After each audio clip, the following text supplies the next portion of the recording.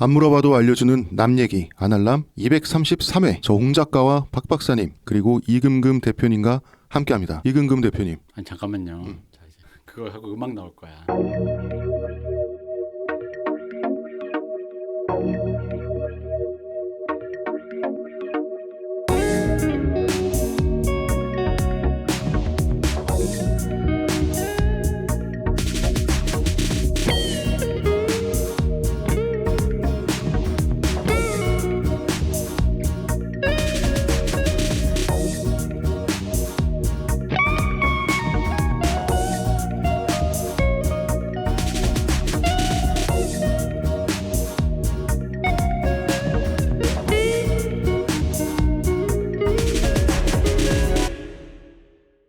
자, 안녕하십니까 홍대선 작가님.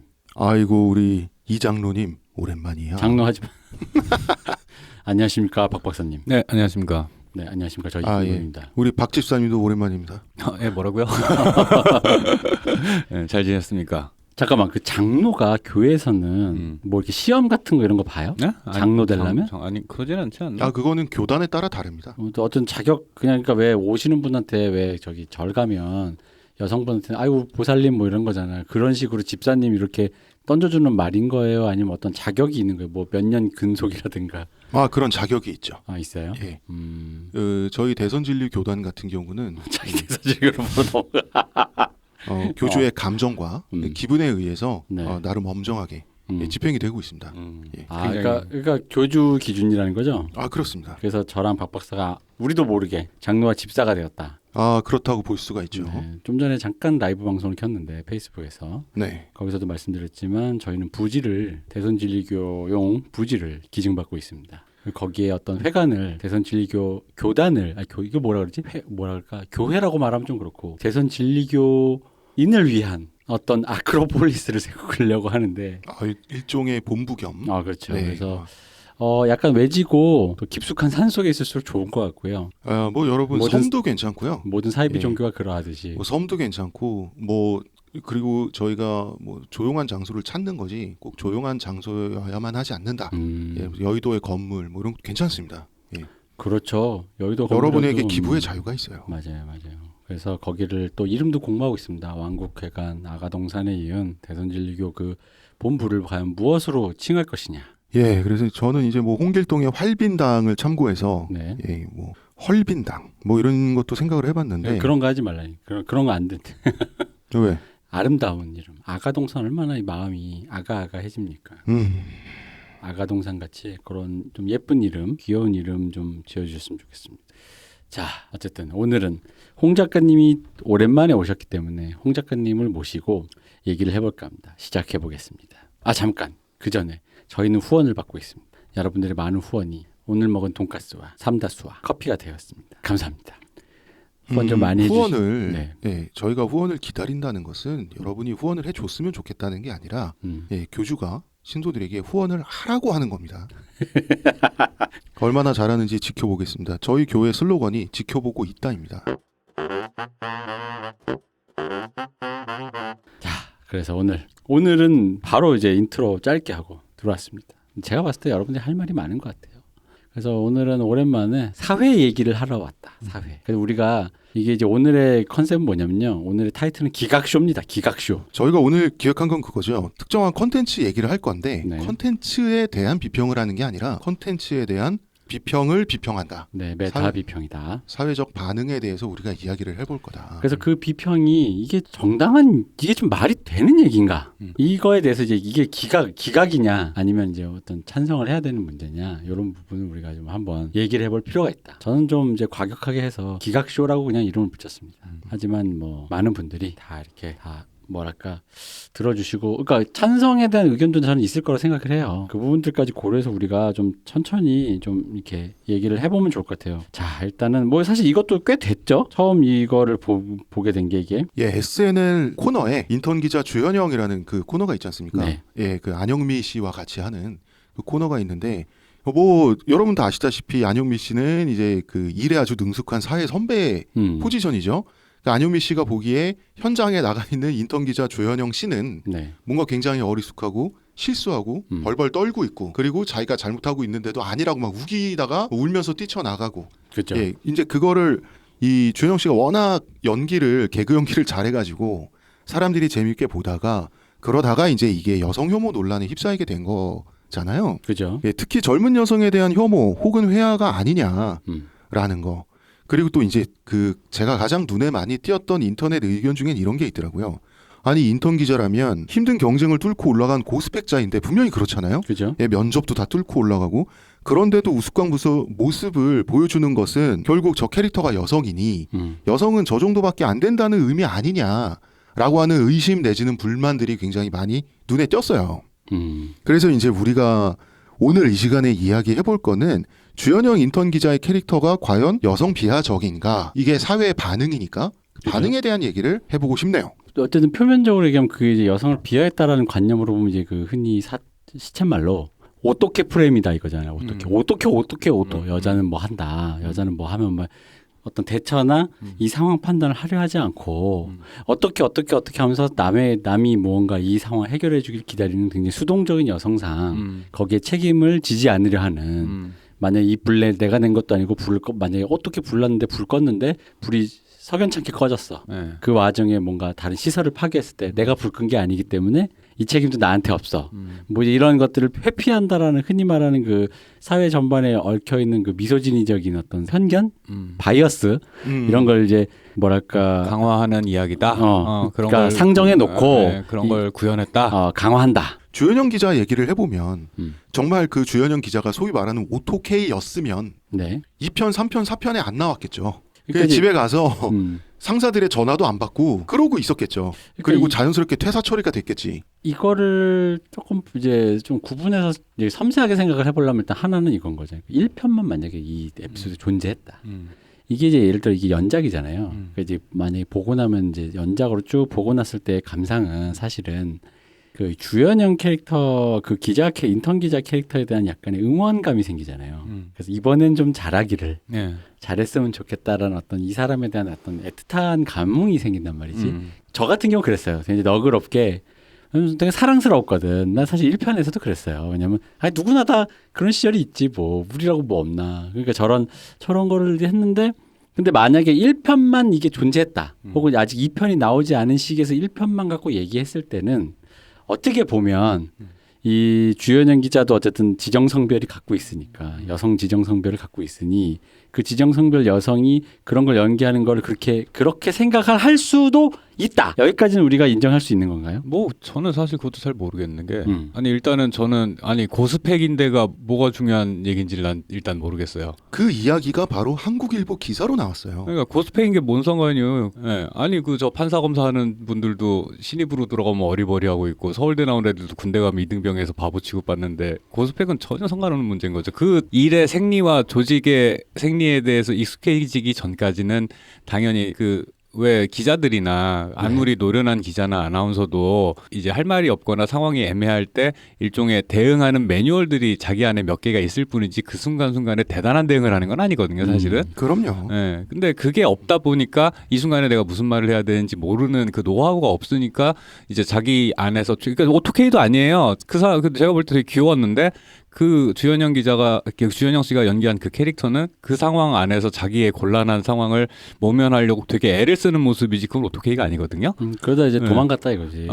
아니 그러니까 도망갔다라고 해도 그 안에서 어쨌든 대응을 하려고 계속 애를 썼다는 거죠. 그러니까 이런 것들은 사실은 상황을 어떻게 대처하느냐는 사실 고스펙이라는 거랑 뭐 높은 경쟁과 고스펙이 도대체 무슨 상관인지 저는 전혀 이해가 안 되는. 그럼 높은 경쟁을 뚫고 방탄 콘서트 티켓팅을 하신 분들은 되게 어리버리하지 않고 그 공연 가서 되게 잘하시나? 바로 들어가지. 그래서 제가 이제 그러면 어쨌든 우리가 이제 벌써부터 이제 여러분들이 좀 달리기 시작해서 자 그럼 이제 이 여성 비하 미소진이 아니냐 했는데 이제 한국일보의 인턴 기자들의 인터뷰 기사를 제가 한번 읽어보겠습니다. 네. 이제 전이라고 돼 있는 어떤 분이 전체 여성 비하라기보단 여성 플러스 낮은 지위 사회 초년생 인턴 분은 프로페셔널하지 않다라는 프레임을 느꼈습니다. 요즘 인턴이라면 높은 경쟁률을 뚫고 들어온 자리인데 상사의 지적에 쉽게 포기하고 회피할 것이라는 프레임이 적절하다고 느껴지지 않았어요. 더군다나 인턴 기자인데 기자라면 전문성을 갖춘 직업군인데 그것이 여성 인턴과 결합해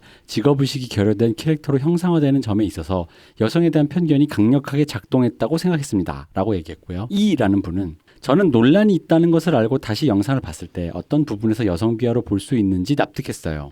여성이 제대로 할 일을 하지 못하고 울면서 책임을 회피해버리는 모습이 일부 여성들에게 불쾌감을 줄 수 있다고 생각합니다. 남성 인턴 기자를 세웠다면 이러한 장면들을 넣었을까 의문이 듭니다. 실제로 저희 인턴 기자 중에 SNL 인턴 기자가 이슈가 되고 놀림을 받았다는 인턴 동료도 있었어요. 주변 친구들이 너도 저러냐 그 대사 해봐 인턴 기자 뭐뭐뭐입니다 라고 했다고 합니다 라고 했습니다. 자 이제 일단 이게 반응이에요. 근데 이거는 이제 대표적인 어쨌든 네. 그나마 공식적인 네. 그 어떤 언론에 네. 이제 공개된 여기에 된 이슈 얘기라서 우리가 네. 이제 여길 중점적으로 얘기하지만 네. 사실 이제 이걸 둘러싼 댓글 뭐 수많은 SNS 상의 반응들이 이게 뜨거웠습니다. 왜냐하면 이제 이렇게 얘기하는 사람이 있고 뭐 이제 아마도 웬만해서는 우리 셋의 입장이 비슷할 것 같은데 우리 같은 사람들이 그게 그지 그렇게까지 약간 이런 입장도 있었어요. 그게 찬반응이 굉장히 뜨거웠고 그 주에 엄청난 화제가 되었고 거기에 힘입어서 이후에 이제 계속 이 연작 에피소드 나오고 네. 있죠. 주연영 기자가 조금씩 나아지고 있는 모습을 보여주고 있습니다. 아, 훌륭하네요. 네, 나아지고 있고 그게 너무 귀여운 거야. 네, 네. 그 특히 저는 1화가 네. 개인적으로 너무 완벽했다 생각하는 게 네. 그 요즘 사람들 그 일단 발성. 네. 뭐뭐 하겠습니다. 그 후두개인가 그 뒤를 내리는 그 발성이에요. 네네네. 그 아나운서들 네네. 그런 거 발표할 때 나 이렇게 네네. 했습니다. 이런 발성을 연습해가지고 거기에 이제 뭐죠 구호로 시작하잖아요. 어떤 구호 뭐뭐는 뭐뭐다. 예를 들어 네. 아무로도 알려주는 남 얘기 인문학을 전해준다. 네. 이근금입니다라는 식으로 이렇게 네. 구호로 시작해서 갑자기 질문을 던지죠. 준비되지 않은 어떤 질문을 던지면서 호기심을 유도하기 유도하죠. 위한 질문. 박 박사님 제가 질문 하나 드려도 되겠습니까? 네. 인문학이란 과연 무엇일까요?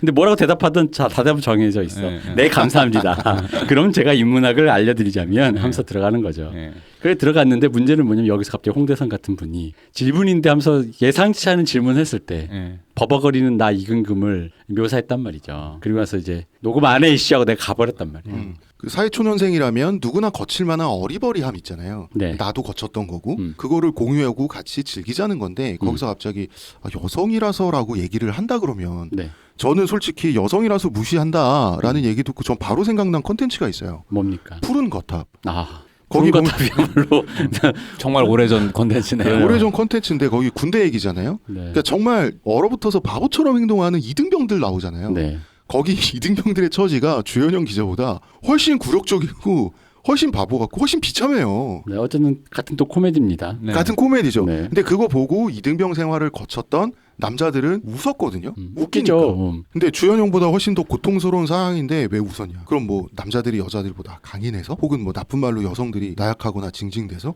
그럴 리가 없잖아요. 그건 말이 안 되잖아요. 그래서 어디까지나 해석과 관점의 차이가 아닌가 싶거든요. 근데 이제 그러니까 어쨌든 간에 이걸 보고 불쾌할 수 있다라는 여지가 있을 수 있는데 그럼 우리가 이제 이 얘기를 해봐야 될 것 같아요. 코미디라는 게 네. 웃기려고 던졌는데 100명 중에 99명은 웃기는데 성공했는데 그게 싫을 수 있는 사람이 있잖아. 아, 그럼요. 네. 그러니까 이거를 이제 그럼 우리가 어떻게 봐야 되느냐라는 문제를 이제 해보는 거죠. 예를 들어 쉽게야 어렸을 때 그러니까 무슨 TV엔 저희 코미디 빅리그 보는데 아니야 애들이 보니까 엄마 아빠가 와 뭐 이런 거 보냐 하면서 들어가신다든가 이 정도까지 그냥 소프트한 건데 방금처럼 이렇게 난 이 컨텐츠가 마음에 안 들어 소수라도 절대 다수일 수도 있고 그랬을 때 그러니까 이게 모두를 만족시키지 않았으면 이 사람들이 그러니까 이 사람들은 그렇게 해석을 하고 볼 수 있잖아요.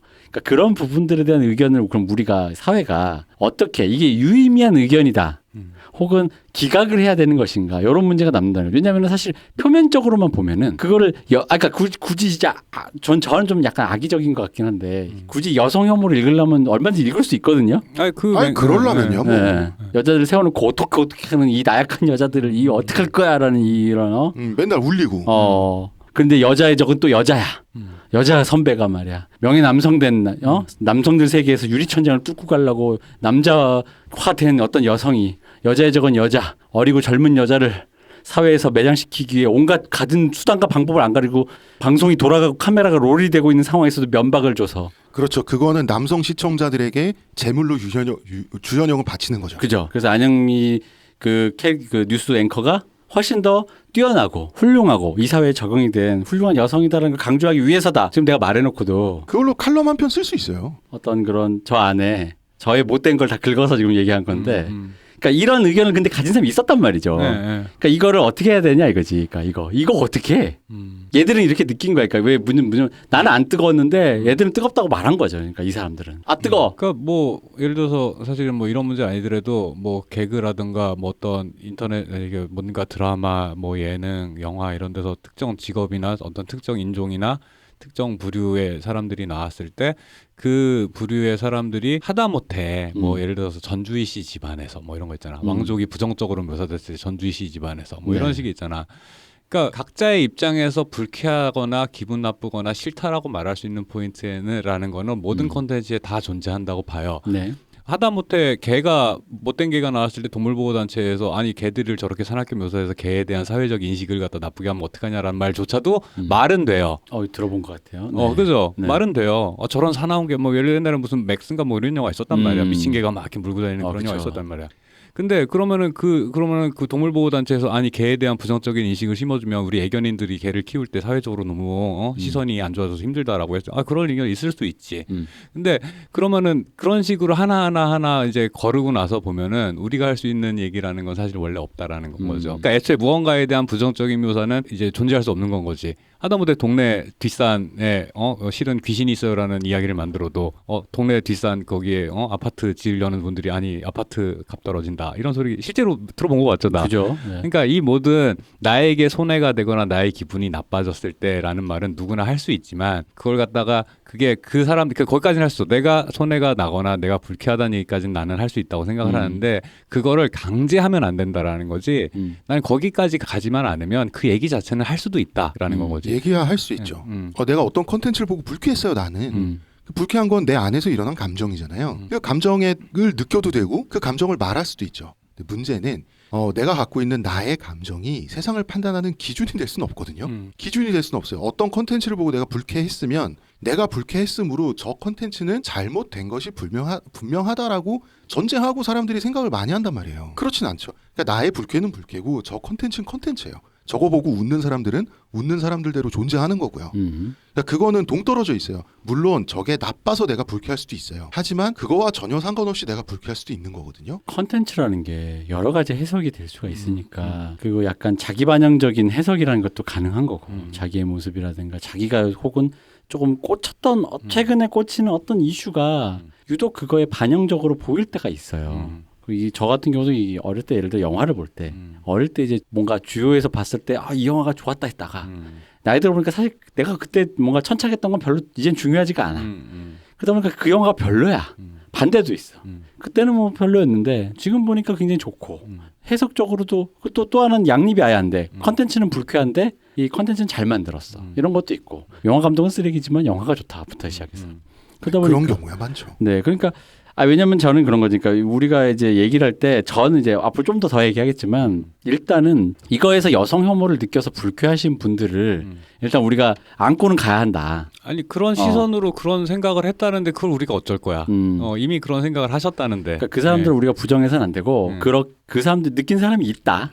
있다라는 전제에서 이 컨텐츠가 그런 기분을 주기도 한다. 줄 수도 있다.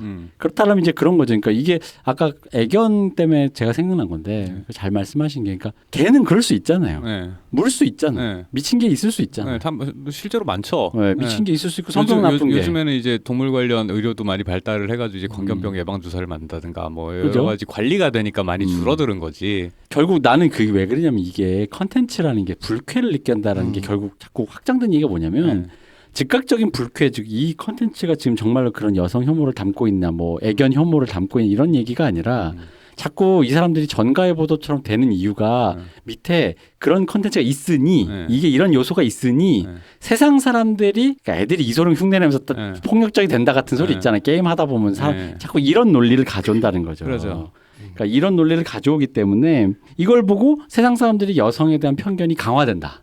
여자의 적은 여자다. 그러니까 저는 말씀 잘하셨는데 그 부분이 제일 개인적으로 납득이 안 되는 게 뭐냐면은 예를 들어서 이런 거예요. 게임을 하면 애들이 폭력적으로 변한다.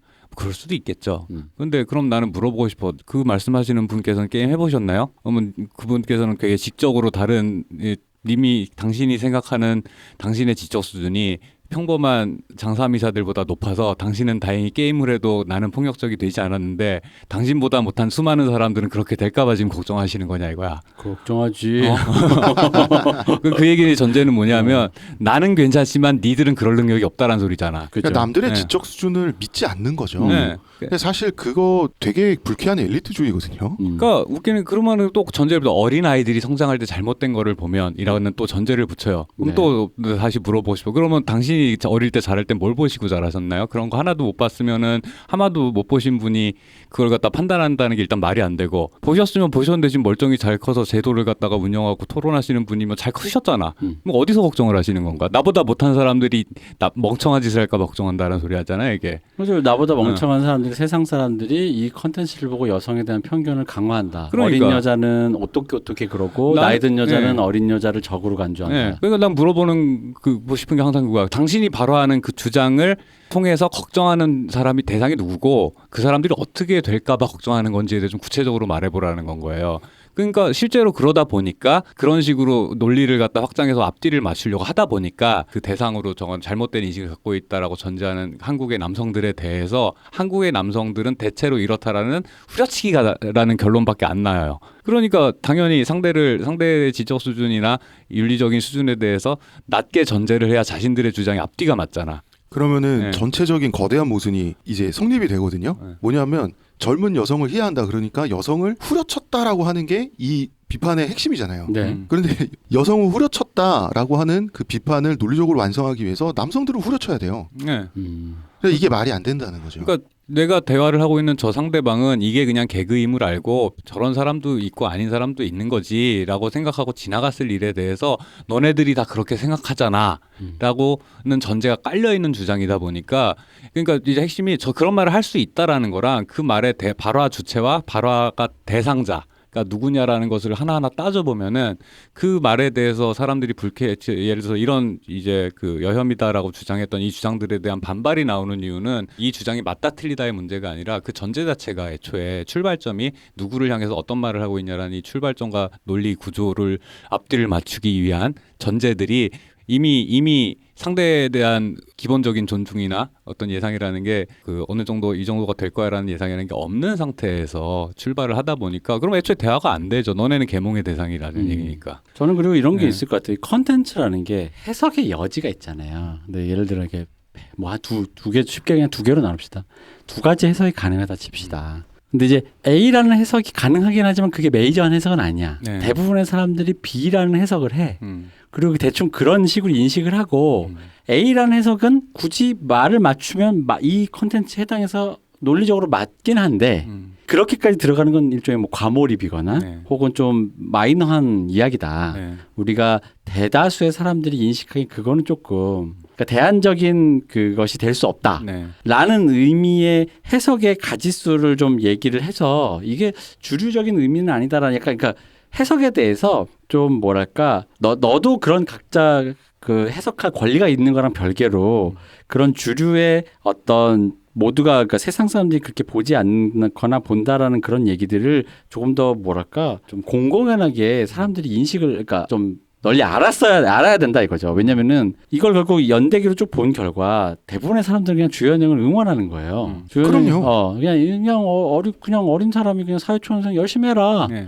껄껄껄 되는 건데 이게 대다수인데도 불구하고 이것을 여성에 대한 어떤 혐오로 본다면 그렇게 그 드러난 논리적인 증거로만 봤을 때 그럴 수 있는데 그렇게 볼 거는 굳이 아니다. 라는 선에서 끊어줄 수 있는 그 무언가가 필요하다라는 거지. 메이저한 해석이라는 이제 발언 이제 표현을 하셨는데 그러니까 사건이라는 게 네. 여러 가지 측면이 있잖아요. 네. 어떤 사건을 해석할 때 이게 무슨 의미고 여러 가지 측면이라는 게 있는데 그 안에서 다양한 해석이 있는 건 당연히 좋고 이거를 젠더 관점에서 이런 문제가 있을 수 있다고 지적하는 것도 나는 의미 있는 일이라고 생각을 하지만 그러면은 예를 들어서 옛날에 강남역 살인 사건에서 이게 조현병 그러니까 그게 이게 여성 혐오 범죄다라는 주장과 조현병에 의한 범죄다라는 그 주장이 맞물렸는데 네. 근데 사실 그게 공존할 수 있는 주장이거든요. 사실 저는 공존하죠. 왜냐하면 조현병으로 살 의를 가졌는데 예. 거기서 미소진이적인 의식으로 네. 여성이 남성보다 힘이 약하고 여성에 대한 공격성이 투과됐으니 네. 대상을 정하는 과정에서 그렇죠. 미소진이적인 바이어스가 의해서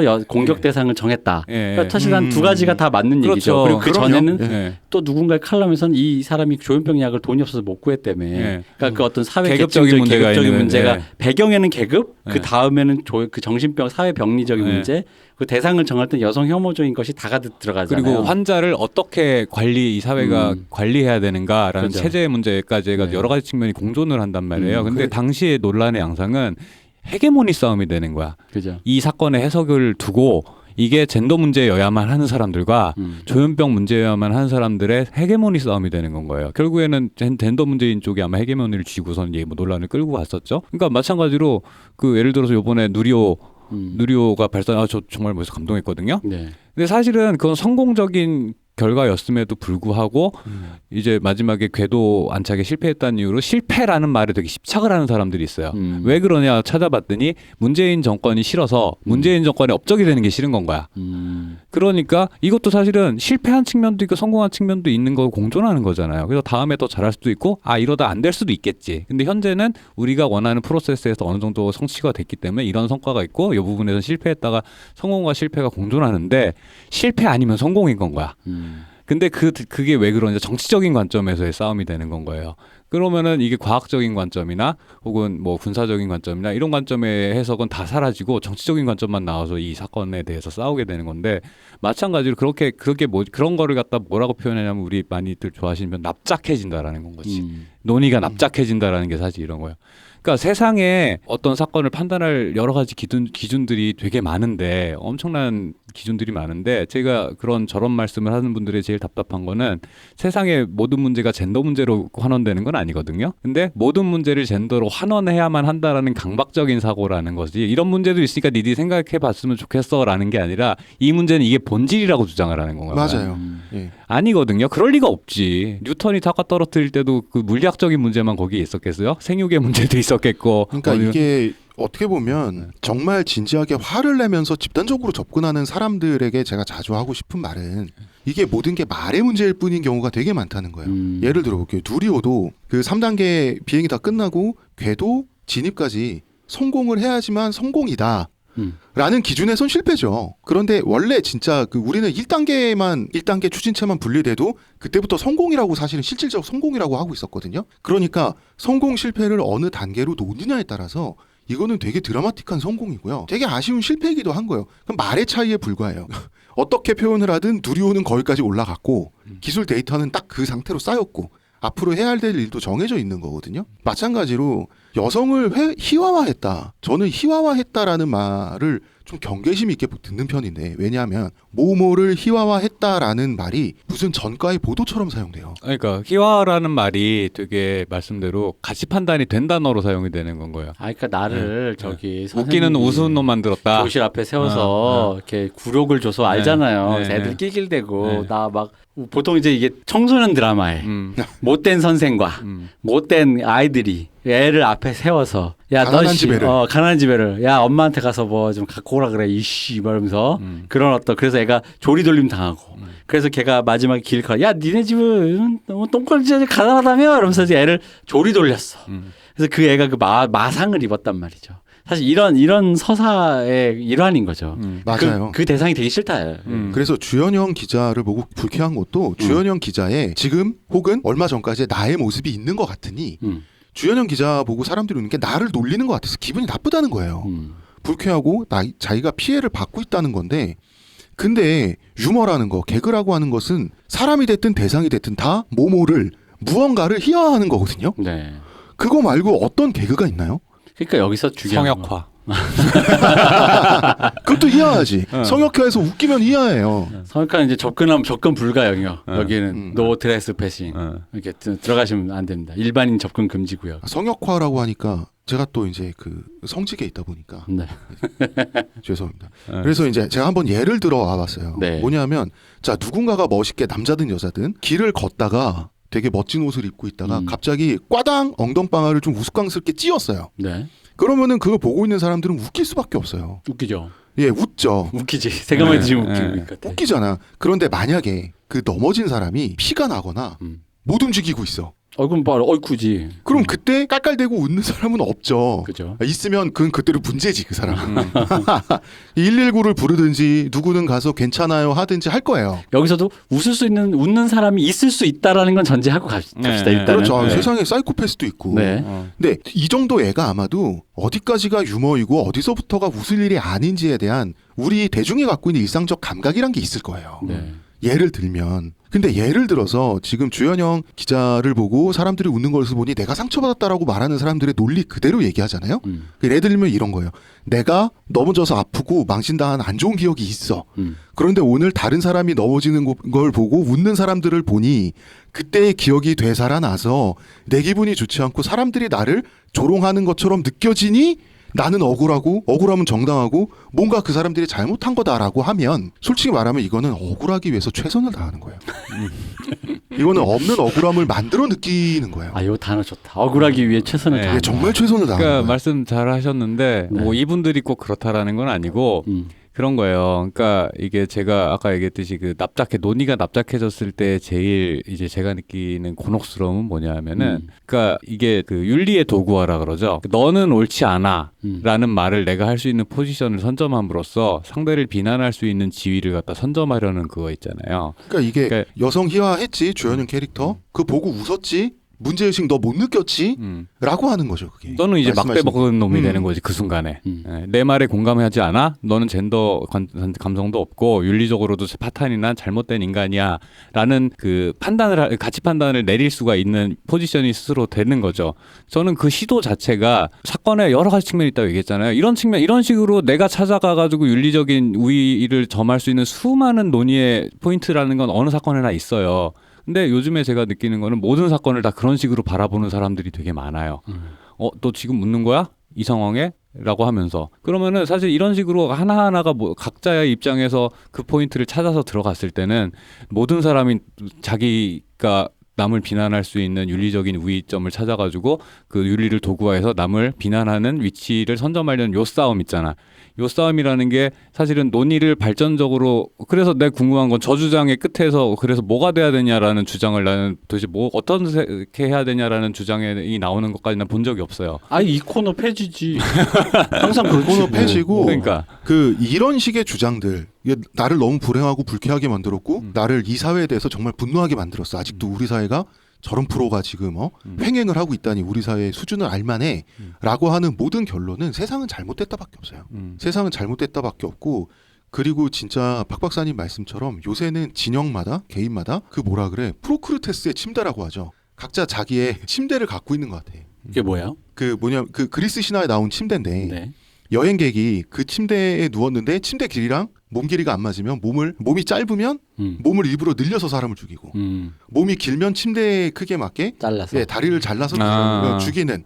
그래서 이제 주객이 전도된 상황 중에 하나인데 자기만의 프로크루테스의 침대에 세상을 맞춰야 되니까 맞을 리가 없잖아요. 네. 그러니까 세상은 잘못된 거라는 거야.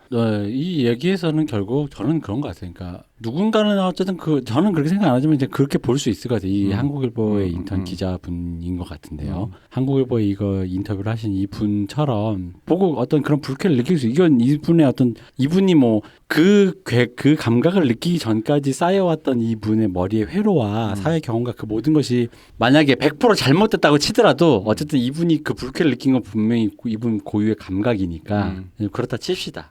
중요한 건 그런 것 같아요. 그러니까 미친 개가 나오는 영화를 만들었다고 해서 모든 개가 무는 건 아닙니다라는 거는 주석처럼 달아야 되고 그건 당연히 사회 전반에 만연돼야 되는 거고 그리고 만약 모르는 사람 있으면 그렇게 얘기해 줘야 되는 거고 그것을 통해서 그것을 참조한 상태에서 이 드라마에 왜 넷플릭스 경고문처럼 이 드라마는 마약과 폭력이 나옵니다라는 전제라는 것이 우리 사회에 익스큐즈되는 어떤 그 컨텐츠를 바라볼 때 시선이 돼야 된다고 저는 보는데 그러니까 이제 이걸 여혐으로 봐서 불쾌할 수는 있지만 세상이 그렇게 보는 건 아니고 이건 그런 의도로 만들어진 게 아니며 그러한 형태로 되어 있다. 주된 이야기는 그거다. 근데 만약 그럼에도 불구하고 불쾌할 수 있다면 이것에 대해서 이것은 이제 이렇게 얘기할 수 있죠. 옛날 그 나의 아저씨 제작진처럼 끝까지 봐봐라. 네. 이거 연대기를 봐본다면 절대 그렇게 느껴지지 않을 것이다 정도까지는 얘기할 수 있을 것 같아요. 그리고 말씀대로 뭐 이 미친 개가 이 드라마에 나오지만 뭐 세상의 모든 개가 미친 개가 아니다라는 건 사실은 그런 걸 이제 커먼 센스라고 하잖아요. 그렇죠. 상식이잖아. 네. 세상에 TV에서 끝도 없이 TV와 인터넷에 끝도 없이 나오는 수많은 리포터들이 있단 말이에요. 그 사람들이 증명이라고 이미 뭐 TV만 틀면 나와가지고 프로페셔널하게 리포팅하는 수많은 기자들이 현실에 존재해서 매일 눈에 띄는데 쇼 프로에서 개그 프로에서 어리버리한 캐릭터를 만들어가지고 그거 갖고 웃겼다고 해서 그 스테레오타입이 강화된다고? 그럴 리가 있나? 그리고 어떤 대학 교수님은 그런 것 같아요. 그럴 리가 있나? 난 그게 의아해 진짜로. 네? 그리고 이제 교주가 방송에 재림을 하려다 보니까 또 너무 적절한 예가 생긴 거예요. 뭡니까? 주연형 캐릭터에 현실 예가 생겼어. 어제 뭐요? 나 지적했지. 그 노태우 전 대통령 돌아가셨잖아요. 네. 예, 거기 빈소를 당연히 사위인 SK 최태원 회장이 찾았죠. 그때 거기 너무 제가 그 방송도 봤는데 너무 순진무구하고 당당하게 그런 목소리로 그 주니어 신입 네. 기자가 저 고인과 생전의 인연이 어떻게 되시는지 한 거예요. 거기서 그 회장님도 웃으셨잖아. 네, 허허. 네, 그러니까 뭐라고 순간 정적이 대답해. 흐르고 네, 이 최 회장이 그냥 웃고 그냥 할 말이 없으니까 들어갔는데 네. 자 이게 되게 화제가 됐어요. 그래서 SNS에서 끔찍한 실수지만 결국 웃긴 일이잖아요. 네. 그래서 사람들이 다 웃었어요 이걸 보고. 웃긴 일이지 네. 뭐. 웃기잖아. 그러니까 요즘 젊은 친구들은 관심도 없고 잘 모르는구나. 이게 그런 소소한 논란이 있었죠. 야 기자면 그래도 알아야지. 근데 대단치 않은 일이라 생각하고 웃고 지나갔단 말이야. 네. 그리고 사실 진짜 웃기기도 했지만 네. 그 웃음의 감정에 이런 것도 있죠. 저 말을 한 신입 기자보다 저 신입 기자 사수는 이제 죽었다. 그렇지. 왜냐하면 진짜 그 부장실에 끌려가서 깨지는 거는 사수거든요. 뭐 혼은 날 수 있고. 네, 그지. 또 거기서 또 뭐 저기 누구야 상주에 근접한 어떤 직계인데 사위가 사위가 저기 뭐 법적으로는 그렇죠. 사위가 어쨌든 간에 승을 내고 이게 대노 뭐 이런 것도 그러니까 왜냐면 이게 재밌는 게 이 기자가 잘 몰라서 그랬다. 몰랐다. 이 기자가 참 웃긴 일을 했는데 여기서 만약에 상황이 좀 발전해서 최태원 회장이 화를 냈어. 그건 그거대로 코미디거든요. 진짜 코미디죠. 최태원 회장이 정말 웃겨지는 거지 사람이. 나를 몰라 이랬다가 네가 뭔데 나를 몰라 이랬다가 그 얼마나 웃음거리가 됐겠어요. 사람들이. 어쩌면 이 기자는 정말 고도의 질문을 한 걸 수도 있어요.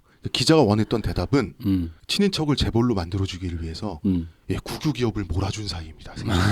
그렇게 정말 디테일하게. 정말 이게 정말 SK 기업 비사거든요, 진짜. 이게 사실이잖아. 저랑 사이가 안 좋은 전 여친이자 저 현 아내인 이분을 담보로 그분의 따님을 담보로 제가 SK를 불화받았다 뭐 이렇게. 그런 거죠. 원래 국유 기업. 질문을 가장한 비난이었던 거죠. 비난. 4년간 별거하고 있는 아내와.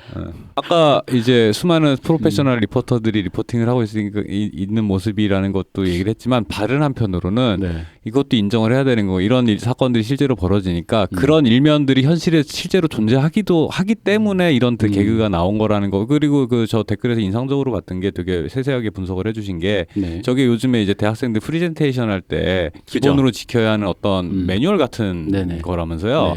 그러니까 그런 것들이 그 프리젠테이션 할 때 입사 시험을 볼 때 그리고 신입일 때 자기가 대학 시절에 훈련된 모습이 그대로 나오는 모습에서 자기 주변에 수많은 그런 신입이나 그런 취준생들의 모습을 발견했으니까 사람들이 되게 많이 웃은 거란 말이죠. 현실을 어느 정도 반영하기도 하고 안 하기도 하고 그라는 것 관점도 같이 생각을 해야 되는데 거기에서 오로지 젠더 관점만 착즙을 해서 비평을 해서 윤리적인 우위를 점하려 한다라는 이 모양이 이게 저는 개인적으로 그렇게 생산적인 논의가 될 수 있나? 라는 생각이 들 수밖에 없는 거예요. 윤리적인 우위를 점해야 되기 때문에 실제보다 되게 나쁜 사람들이 돼야 되는 거거든요. 남들이. 자 한번 볼게요. 그러니까 남들의 웃음거리가 되는 거는 창피한 일이고 싫은 일이죠. 그렇죠. 싫죠. 자 그런데 이 웃음의 기능에 대해서 웃음이 갖고 있는 평화로움에 대해서 좀 얘기를 해보고 싶어요. 만약에 최태원 회장한테 그 질문을 한 기자가 누구도 이 기자한테 웃지 않아. 정말 정말 공정하게 대하는 거죠. 어떻게 보면. 정말 진짜 분노와 싸늘한 질타를 받는 거예요. 그 사회 안에서나 회사 안에서나 사회적으로나 진지하게 질타를 받으면서 국민적 분노의 대상이다. 어떻게 너 같은 것이 기자가 될 수 있냐. 효수.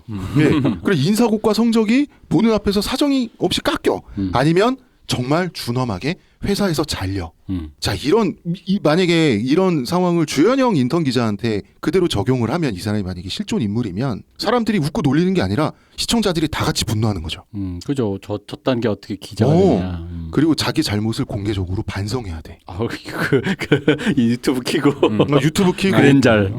그랜절. 네. 일본이면 도계자죠. 네. 그 안영미도 귀여워하거나 웃어주면 안 돼. 그죠. 끝까지 참지 말고 처음부터 그냥 벌벌 떨게 하면서 시청자들 앞에서 살벌하게 혼내는 거예요. 손석희 시점 그렇죠. 하나도 말이 안 돼. 예, 처음부터 저는 끝까지 다 솔직히 말이 안 돼. 손석희 씨 생각 났어요. 예. 근데 자 손석희 씨 그때 한번 그러니까 그때 분위기 되게 안 좋잖아요. 텔레비전 보는 사람들도 되게 기분 안 좋았잖아요. 마찬가지로 그렇죠. 손석희 앵커가 그 라이브에서 그렇게 약간 갈구듯이 네네, 맞아요. 그렇게 한 적이 꽤 있었죠. 예, 네. 그게 웃음이 없어진 풍경의 지나친 심각함을 보여주는 한 예거든요. 근데 우리가 비록 조롱이고 웃음거리 삼는 거지만 웃긴다는 이유로 웃기 때문에 문제를 더 심각하지 않게 만들고 넘어갈 수 있게 하는 거거든요. 네. 웃음이.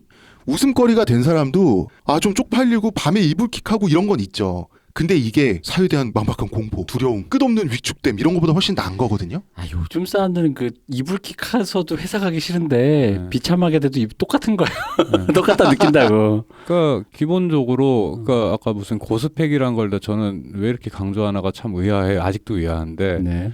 고스펙이고 아니고가 그렇게 중요한지 모르겠는데 그게 이제 요즘 젊은 세대는 이제 굉장히 빡세다 보니까 네. 내가 어떻게 여기까지 왔는데가 네. 원래 우리 때는 좀 성공하신 분들 중장년에서 네. 익숙한 감각이잖아요. 네. 내가 어떻게 해서 여기까지 왔는데 네. 근데 그게 요즘은 그런 입사라든가 그런 턱걸이를 넘은 젊은 친구들도 그 마인드를 많이 장착하고 있어요. 있다고 예. 하더라고요. 네. 그러니까 예전에 우리가 한 30살이었을 때 40, 50대 아저씨들이 좀 내가 어떻게 여기까지 살았는데 라고 하면서 라는 말을 하면서 풍기는 뉘앙스 있잖아요. 네. 그 비슷한 뉘앙스가 요즘 젊은 친구들 네. 자부심?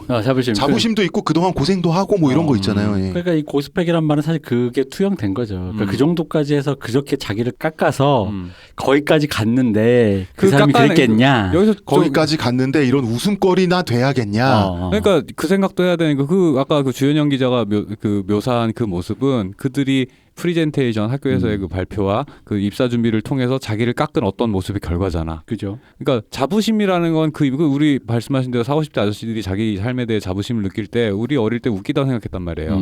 자부심의 이면에는 웃음도 있는 거예요. 그러니까 그런 것들, 그런 삶의 여러 가지 면들을 같이 바라보면서 저 모습을 통해서 나에 대한 내가 느끼는 불쾌함만 느낄 게 아니라 스스로에 대한 반성도 같이 있어야 된다라는 건 거지. 내가 그러니까 객관화. 반성을 굳이 할 필요 없습니다. 객관화. 내가 저렇게 보일 수 있겠구나라는 객관화라는 거. 그걸 통해서 사실 자기 삶을 바라보는 그 시야가 더 풍성해지는 거 아닌가라고 생각이 저는 드는 건 거죠. 네. 보통 이제 그렇게 되는 걸 이제 자기를 이제 객관화 보면서 이제 그렇게 해서 이제 멋진 사람이 되어가는 거죠. 네, 그러니까 우리 집사님이 굉장히 복합적으로 인문학적으로 이 사건을 보고 계신데 전 진짜 단순하게만 보고 싶거든요. 어떻게요? 예를 들면 주현영 기자 캐릭터도 그렇고 그 생존 고인과 사이가 어떻게 되세요? 그 기자님도 그렇고 그거 진짜 참 찰지다.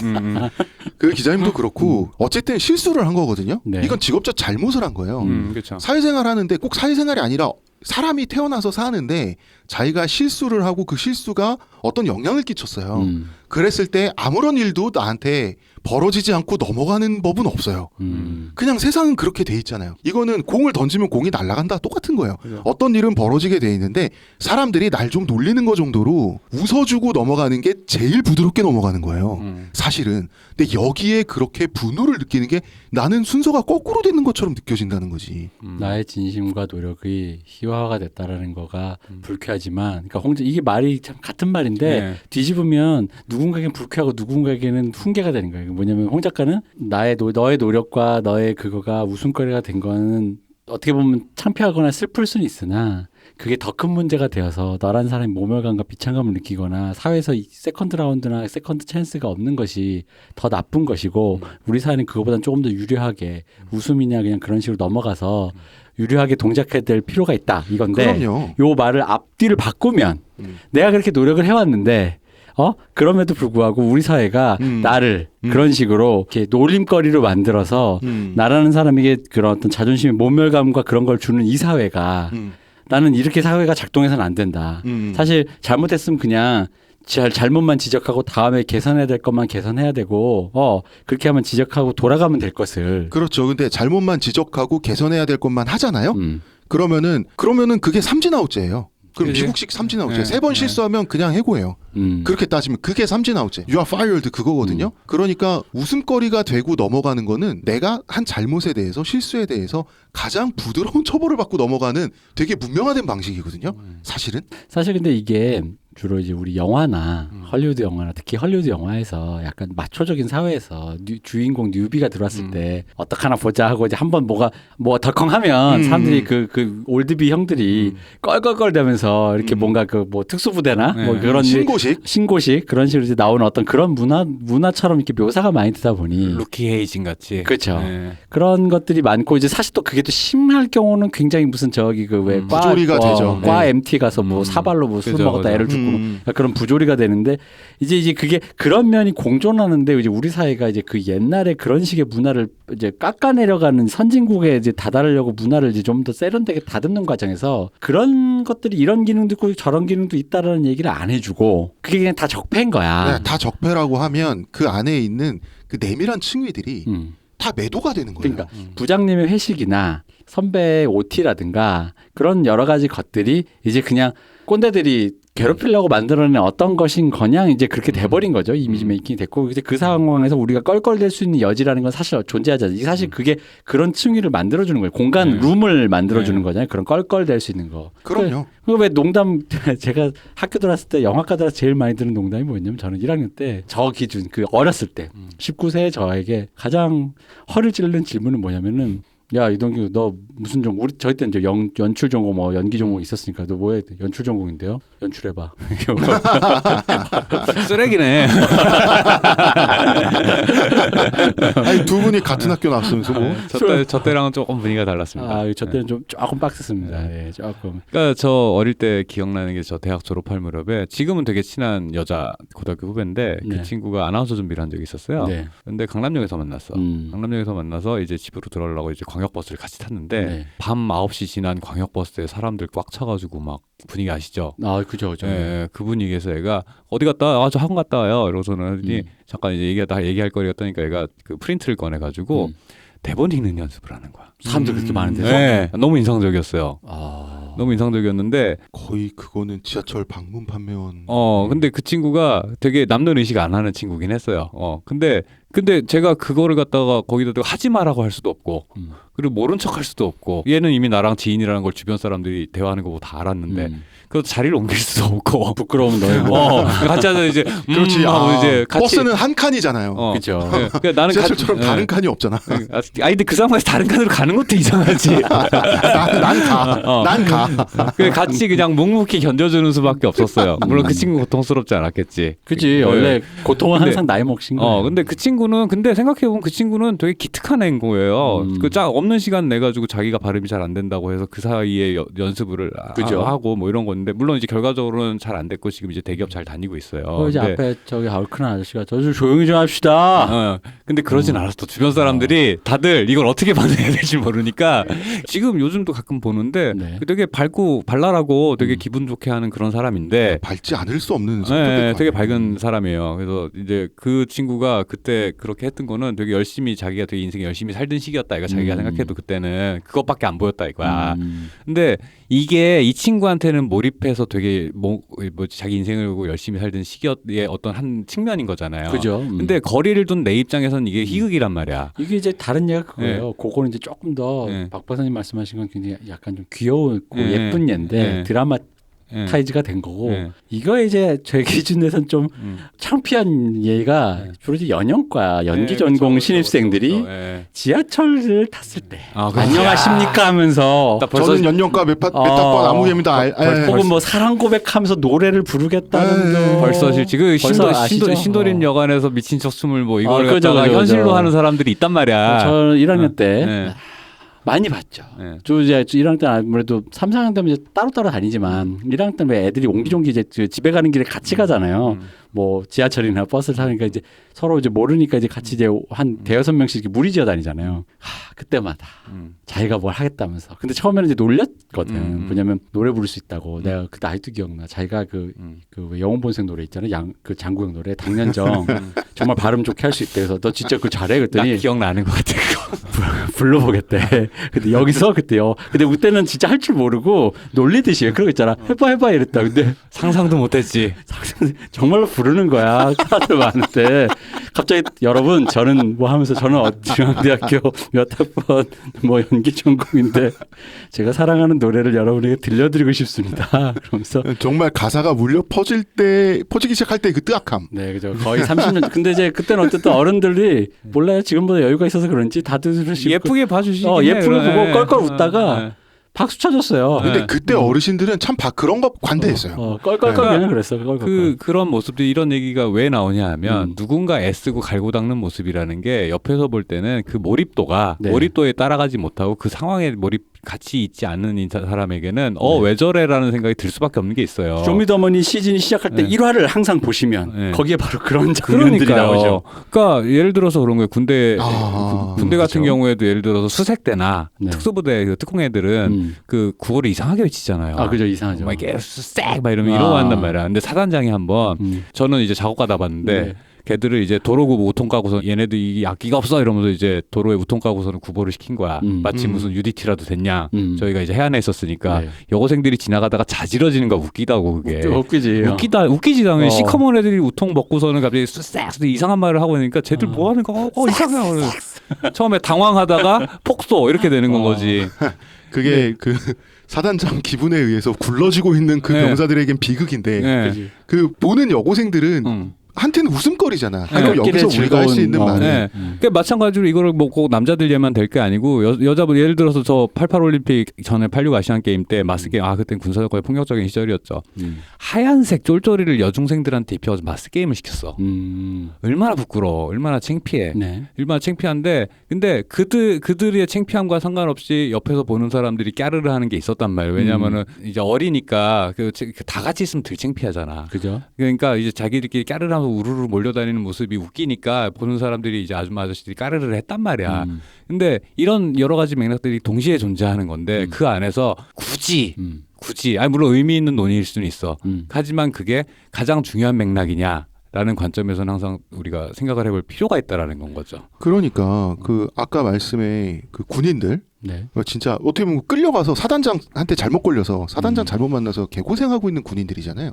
그 군인들을 보고 웃은 여고생들을 SNS 그 주현영 인턴 기자를 보고 즐기는 사람들을 비판하는 방식대로 비판을 하면 일단 그 여고생들은 남혐이고요. 타인에 대한 공감 능력이 없고 그리고 저기 그 군인들의 고생을 가학적으로 보고 즐기고 있다라고 말하는 것밖에 안 된다는 거예요. 그건 아니잖아요. 국방의 의무를 뭐 우습게 본다라던가 뭐 여러 그렇죠. 가지 온갖 이유는 다 붙일 수 있어요. 한 번 웃었다는 이유만으로. 그리고 이제 아까 얘기해서 제가 한마디만 더 첨언하면 사람을 점 찍어서 납치하듯이 데려다 놓고 세워놓고 조롱하기 위해서 조롱하는 거는 있어요. 그건 분명히 나쁜 거죠.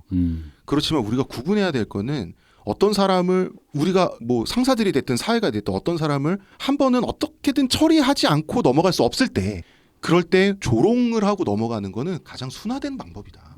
가장 평화로운 방법이라는 거죠. 그리고 그런 거죠. 그렇게 그런 어떤 이제 우스운 모습이나 좀 재밌는 모습을 발견했을 때 특정 사인에 대해서 묘사를 하는 게 아니라 이게 일종의 추상화 과정, 작품이랑 예술이라는 그런 거잖아요. 그런 여러 가지 현상들을 추상화시켜서 현시해주는, 그러니까 실제로 구현을 해주는 거잖아요. 추상화의 과정이라는 게 중요하다라는 건 거죠. 이런 요소들이 이런 맥락에서 보면 되게 재밌다. 이 맥락에 대해서 먼저 우리가 같이 생각을 하고, 그리고 사회초년생들이 저런 말투가 왜 학교에서 훈련이 됐고 이런 여러 가지 사회적 안에 이제 취업 준비를 되게 힘들게 하는구나라는 여러 가지 맥락들이 동시에 존재하는 건데, 그런 것들을 좀 폭넓게 바라봐서 논의가 하는 건 이런 얘기 하는 건 좋은데 이 논의에 모두가 메모리 돼서 납작해지지 않았으면 좋겠다라는 얘기를 하고 싶은 거죠. 그러니까 비극은 삶의 본질인데 비극을 다루는 게 요즘 젊은 분들이 우리 때랑 좀 다르다라는 생각이 들어요. 이분들이 모자라서나 철이 없어서가 아니라 환경 때문에. 왜냐하면 정말 많은 학업, 경쟁, 노력, 그다음에 거기에 대한 스트레스, 생존 공포 이런 거를 강요받고 억압을 받고 이분들이 자라서 어른이 되다 보니까 반드시 나는 내가 노력한 대로, 내가 뭐 잘못한 대로 공정하게 결과가 되돌아야 된다라고 하는 기계적인 사고방식이 우리 때보다 더 있는 것 같아요. 그래서 그 비극에 대해서, 그러니까 주현영 기자 캐릭터를 보고 내가 기분이 나쁘고 옛날 생각이 나서 내가 오늘 밤 괜히 이불킥 한 번 더 하게 되고, 이것도 비극의 일종이거든요. 네. 근데 그 비극에 대해서 오해가 있는 것 같아요. 비극은 그냥 다가오기 때문에 그걸 비극이라고 하거든요. 이유 있게 다가오는 거는 그냥 대가라고 하지 비극이라고 그러지 않아요. 그러니까 자기가 여성이고 사회초년생이고 아직은 일에 서툴기 때문에 괴롭다고 해서, 그래서 그런 자기와 비슷한 사회초년생 캐릭터가 웃음을 유발하는 것이 나를 불쾌하게 한다고 해서 세상이 자신을 의도적으로 괴롭히는 게 아니라는 거예요. 여러분, 유머의 당사자성이란 게 있잖아요. 네. 그러면은 제가 저를 예로 들어서 비극을 설명을 해볼게요. 그게 갑자기 벌써 눈물 날 거. 네. 자, 이미 제가 감동했습니다. 탈모인으로 태어나서 고통받고 있지 않습니까? 근데 이게 나도 네 거다 이거 이 스킬 쓰면 안 된다고. 아이 봐봐요. 근데 자, 제가 탈모로 태어난 거는 제 책임도 아니죠. 네. 근데 다른 사람도 아무 책임은 없어요. 무슨 우리 엄마가 뭐 밤에 저를 임신한 채로 자고 있는데, 옛날에 어디 뭐 CIA나 무슨 뭐 KGB가 와가지고 엄마 팔에 주사를 놓고 간 게 아니란 말이에요. 탈모 주사. 태아 탈모 주사 이런 걸 놓고 간 게 아니란 말이에요. 그랬을 수도 있잖아요. 그랬을 수도 있지만 아니라고 상상을 해봅시다. 무슨 연막탄 터트려놓고 수면가스? 네. 캠트레일 이런 거 그 동네 이렇게 싹 뿌리고. 조사해봐요. 모르겠을 그럴 수도 있어. 나도 조사했으면 좋겠다. 0.1%의 가능성이라도 있다. 네. 그러니까 제가 잘못한 건도 아닌데 누가 따로 잘못하지도 않았어요. 그런데도 탈모인 건 저는 싫고 불편하거든요. 네. 이것 때문에 저의 매력이 떨어지고 여자들이 저를 싫어하고, 여자들이 탈모 되게 싫어해요. 그러니까 나의 비극과 세상 누군가의 잘못이란 것은 별개의 등식, 별개의 문제라는 거죠. 이게 등식이 성립되지 않아요.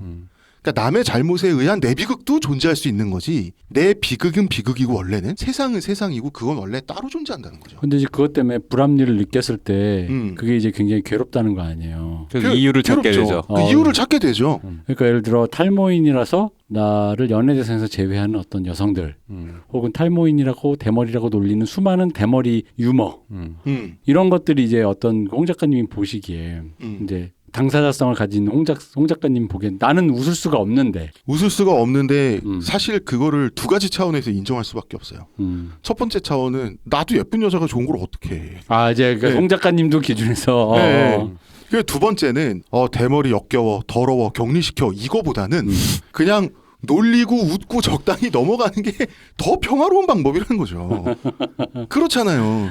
그런 차원에서 하는 얘기입니다. 되게 정치적인 발언을 하고 계시군요. 그러니까 내 기분은 나쁠 수 있는데 내가 기분 나쁘다는 이유만으로 저 프로는 잘못됐고 저 프로가 방영될 수 있는 조건이 되는 우리 사회는 잘못되었다라는 등식이 자동적으로 성립하지 않아요. 그러면은 이게 참 저는 그냥 그래요. 그러니까 당신이 그렇게 볼 수 있는 것까지는 인정합니다만 그게 딱히 그렇게 보는 게 도움이 되거나 유효하거나 의미를 만드는 데 있어서 결코 유효한 해석은 아니다라는 것에 주석까지는 달려야 한다. 논의가 진행되려면 적어도 유용치는 않다. 유용치는 않다. 그러니까 예를 들어 뭐 신입이 그냥 어깨 한번 탁 치면서 그냥 그럴 수 있지 뭐 껄껄껄하고 했을 때 약간 그 순간 좀 멋쩍고 멋스럽고 그럴 수 있어요. 쪽팔리고. 사실 쪽팔리죠. 쪽팔리 좀 왠지 좀 그렇지. 나도 왜냐면 왜 특히 뉴비들은 그런 거 있죠. 짜잔 나타나는 거 되게 좋잖아. 내가 막 딱 들어갔는데 벌써 능력이 내가 이 바닥을 뒤집었어. 들어가자마자 왜 예를 들어 뭐 이렇게 바로 인정받고. 이게 영화 한 편 졸업하자마자 영화 한 편 찍었는데 막 바로 그냥 천만 감독되는 이런 거를 원하지. 대부분 사람들은 영화로만 얘기해도 이런 거고 음악으로도 마찬가지지. 쇼미더머니 나오는 그 수많은 사람들 1회 때 보면 그 몰입하고 몰입되지 않은 우리 관객들이 보는 그 낙차에서 그 유머를 발생시키는데 이 사람들 그거 하는 거 뭐예요? 쇼미더머니 나중에 쇼미더머니가 1화에서는 그렇게 사람들이 껄껄대는 그런 사람들이 나오더라도 이 중에서 걸러지고 해서 나중에 갔을 때 우승하는 사람들은 진짜 랩 잘한다는 소리 듣잖아요. 그럼 랩을 싫어하는 사람들도 보고 안단 말이야. 와, 저 사람은 진짜 선수네. 근데 이제 그랬을 때 거기까지 갔을 때 되고 싶은 근데 그게 대부분 요즘은 이제 뭐 이렇게 좀 뭐랄까 활동 이미 하고 계시는 분들이 우승하는 경우가 많지만 어쨌든 신인인데 신인이 딱 전혀 몰라. 씬에서도 알려지지 않았는데 유튜브도 안 했는데 나오자마자 우승. 이런 거 원하지. 이걸 뭐라 그러죠? 로얄로드 그래. 로얄로드 걷고 싶은데 우리 보통의 99%의 인간이란 것은 아니 그 박찬욱, 봉준호 감독도 네. 데뷔작 찍고 할 때 다 수치풀 남기지 않았습니까? 흑역사로.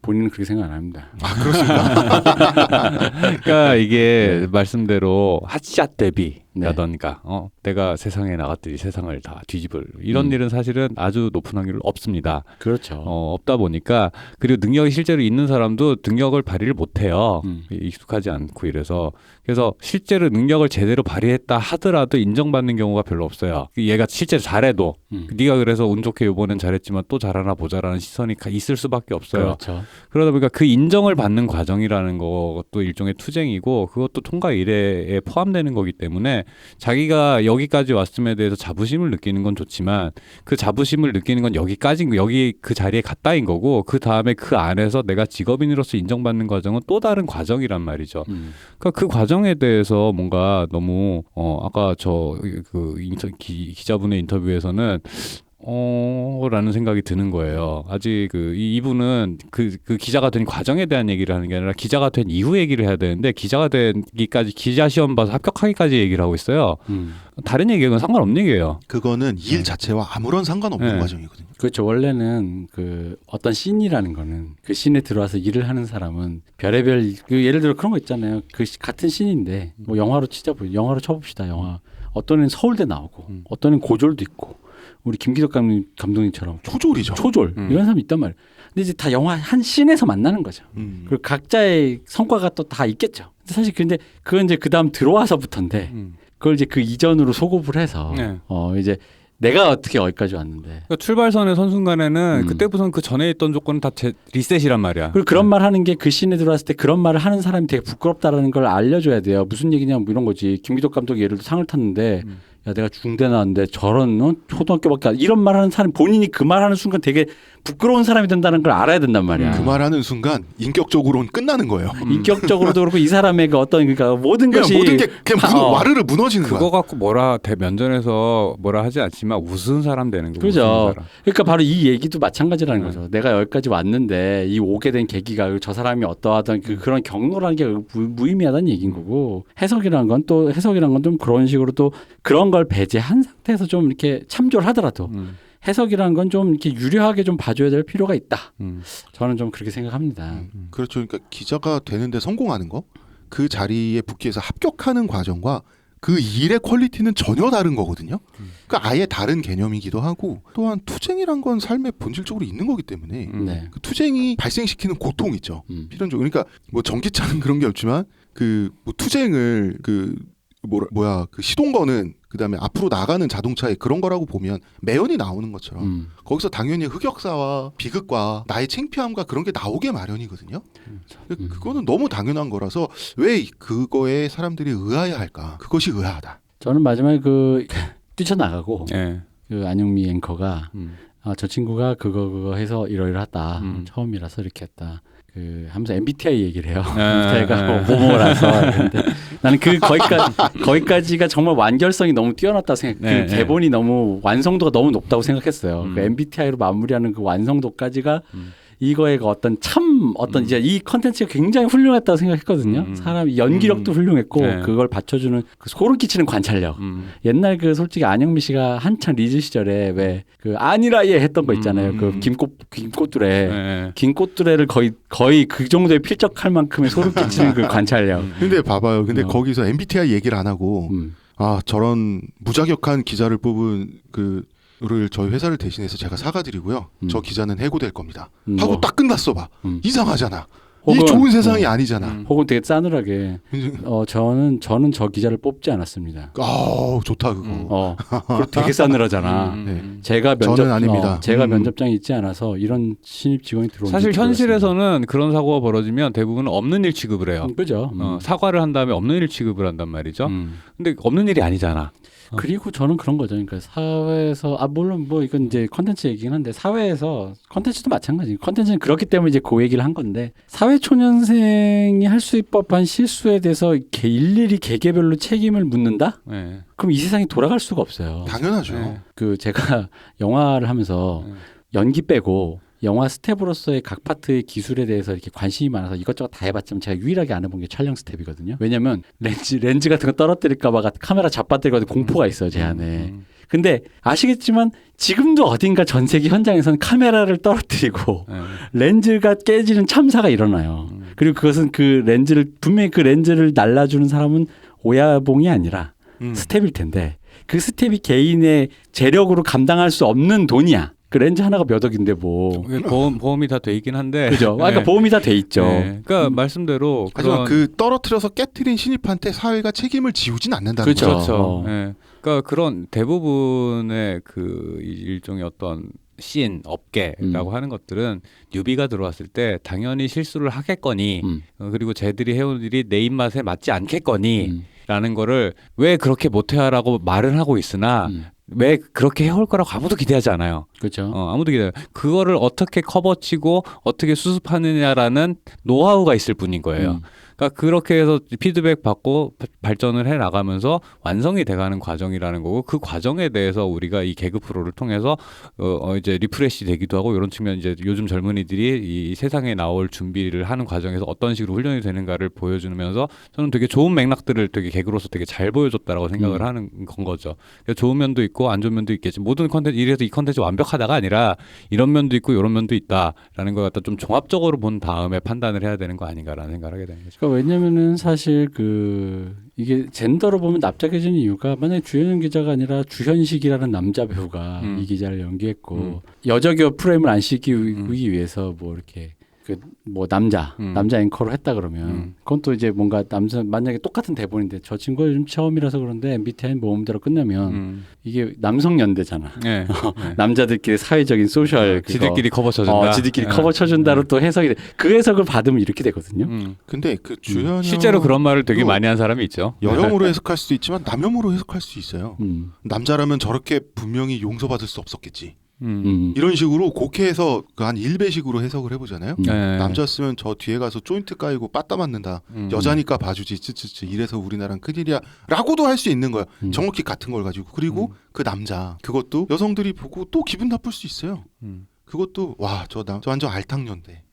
남자들끼리 서로 실수해도 봐주고. 그래 그 단어 알탕년대. 그러니까 그런 식으로 갈 수 있는 거예요. 남자들은 또 그걸 보고 그렇네요. 같은 사태를 보고 남자를 야 지금 완전히 패미 대한민국이 되다 보니까 남자들을 해야 하는 게 당연해졌구나 생각할 수 있는 거예요. 그죠. 그렇게도 말할 수 있겠네요. 그러니까 내가 기분 나쁘려고 노력하잖아요. 내가 없는 불쾌감을 만들어서 억울하려고 노력하면 다 할 수 있어요. 우리가 좀 더 누그러질 필요가 있고 어쨌든 그러해서 대표적인 케이스인 한국일보 이야기를 했지만 기각 네. 오늘의 의미 한국일보 인턴 기자분께서는 자부심을 갖고 삶을 열심히 사시는 건 좋은데 이제 앞으로에 대해서 더 많이 생각하셨으면 좋겠다라는 말씀을 드리고 싶네요. 네. 사실 아주 치명적인 말실수 직전까지 갔어요 이분은. 그러니까 사실은 진짜 그 한마디만 더 했으면 되게 치명적인 말실수를 하실 수 있었는데 정말 본인이 운 좋으셨어요. 내가 봤을 때. 근데 그럴 땐 자기가 갖고 있는 약자성을 최대한 찾아내야 된다. 이 세상에서 제일 잘 통하는 제가 이 기자분들에게 드리고 싶은 말씀은 나도 니거다 전략은 인생에서 단 한 번 정도는 쓸 수 있습니다. 정말 코너에 몰렸을 때 나도 니거였다 사실은. 나도 그런 사람이다. 저는 준비돼 있어요. 나도 피해자다. 저는 탈모가 있기 때문에 벌써 방송에서 몇 번 했어. 네, 저는 이미 준비돼 있습니다. 저 여러분들 빨리 찾으세요.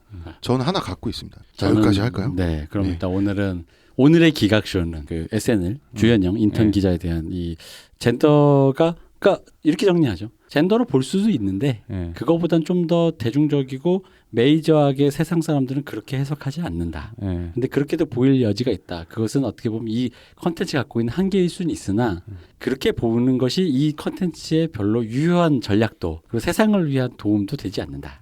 네, 뭐 이 정도가 될 것 같습니다. 자, 오늘 오랜만에 산에서 내려오신 어디 산이에요? 신하이산? 아니, 뭐 자꾸 다른 데서 갖다 대 자꾸. 자기만의 그거 없어요? 자기만의? 의정부에 있습니다. 사패산이라고. 의정부에 그런 산이 있어. 사패산. 좋네 이름. 사패산. 사패산. 사패산. 산에서 내려오신 우리 홍 작가님과 또 내일 다시 한번 만나서 얘기를 해보겠습니다. 자, 그럼 수고해주신 홍 작가님. 예, 대선진리. 박 박사님 감사합니다. 네, 수고하셨습니다. 저 이근금이었습니다. 감사합니다. 아멘. 할렐루야.